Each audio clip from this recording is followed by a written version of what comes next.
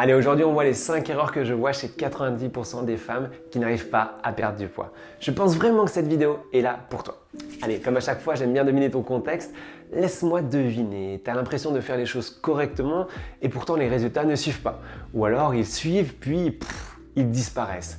Allez, dans cette vidéo, ce que je vais te partager aujourd'hui, c'est les conséquences de vraiment plus de 20 ans de terrain avec plus de 1000 personnes accompagnées aujourd'hui et je vois à chaque fois les mêmes erreurs qui reviennent en boucle. Mais la bonne nouvelle, c'est qu'elles sont toutes corrigeables et ça en plus rapidement. Mais avant qu'on commence, si ce n'est pas déjà fait et si tu te reconnais dans au moins l'une des 5 erreurs que je vais te proposer, alors abonne-toi, ça me donne énormément de force. Allez, t'es prête? Alors let's go! Erreur fréquente numéro 1, tu te fixes un objectif de poids au lieu d'un objectif de comportement. Retiens bien ça.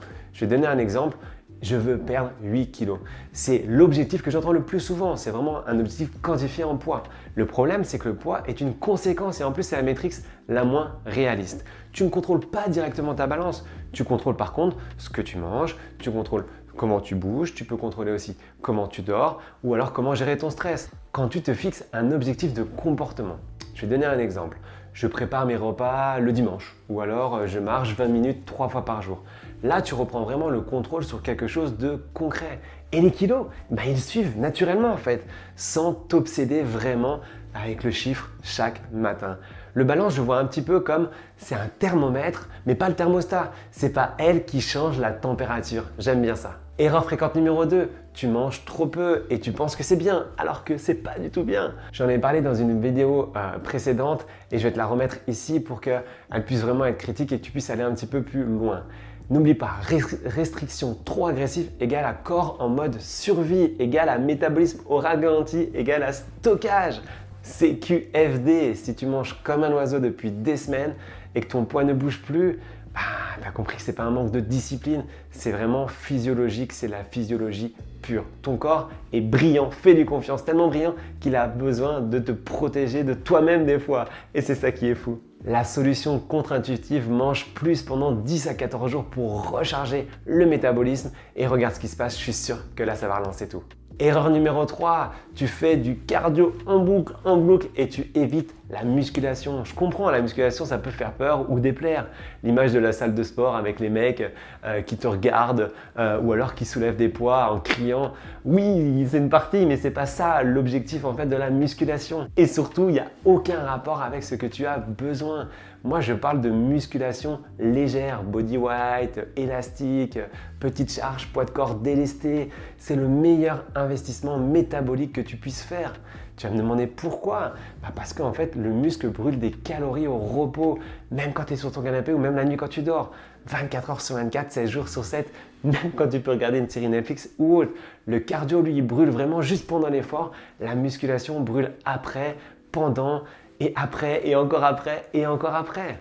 Et côté santé, retiens bien ça, après 35 ans, tu perds naturellement de la masse musculaire chaque année si tu ne la travailles pas à la maintenir.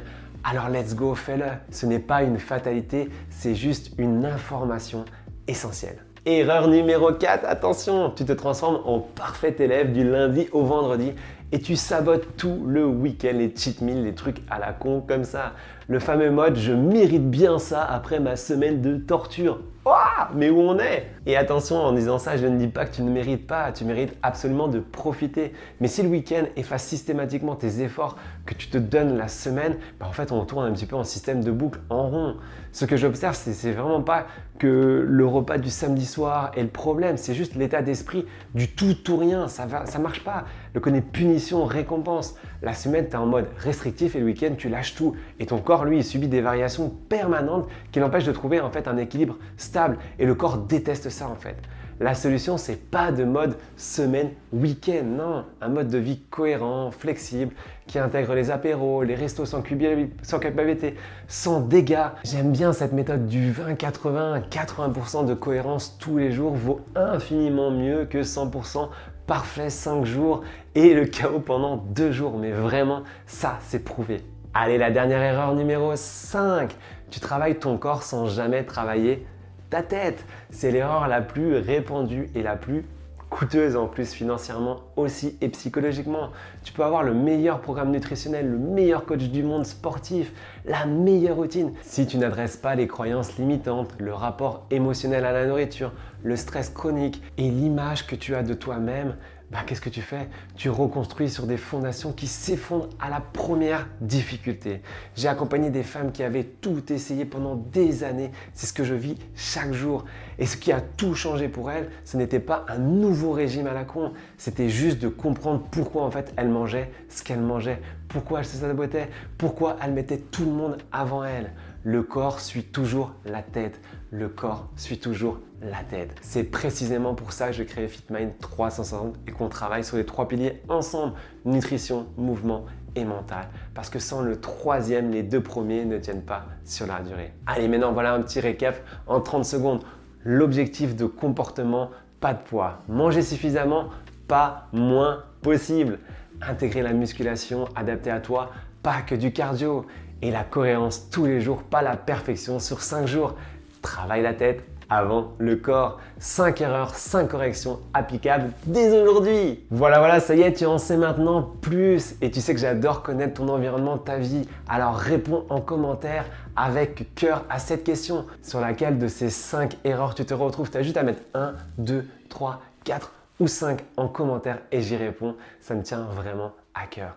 Et si ce n'est pas déjà fait, abonne-toi. Chaque semaine, je partage du contenu de qualité. Et si tu veux qu'on échange un petit peu plus, tu as juste à m'envoyer un DM éventuellement sur Instagram. Tu as juste à mettre 5 erreurs et j'y réponds et on travaille ça ensemble. Et n'oublie pas, ces erreurs, elles ne définissent pas qui tu es, elles définissent juste ce qu'on va corriger ensemble. Allez, je te dis à très vite et surtout le plus important, prends soin de toi.